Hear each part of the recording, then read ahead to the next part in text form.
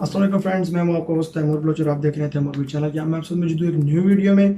और इस वीडियो में बेसिकली मैं आपको बताऊंगा कि आपने कैसे जो है 1 to 5 बाइक की पिस्टन की जो रिंग्स हैं उनका एडजस्टमेंट करनी है।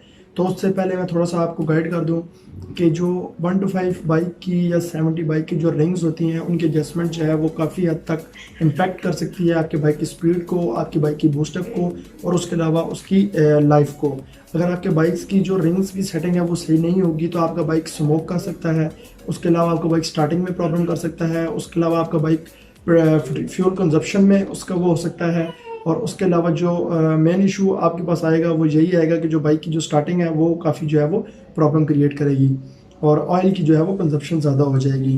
तो आपको इस वीडियो में बेसिकली मैं यही बताऊंगा कि आपने कौन सी पोजीशंस यूज़ करनी है जिससे आपका बाइक हीट भी ना हो और ये सारी चीज़ें जो हैं वो कंप्लीट हो जाएं। तो इस वीडियो में बेसिकली आपको ये चीज़ बताई जाएगी। तो उम्मीद करूंगा कि आपको वीडियो अच्छी लगेगी और अगर वीडियो अच्छी लगी तो लाइक ज़रूर कीजिएगा और जिन भाइयों ने चैनल सब्सक्राइब नहीं किया तो उनसे मेरी रिक्वेस्ट है कि वो चैनल को सब्सक्राइब ज़रूर कर लें।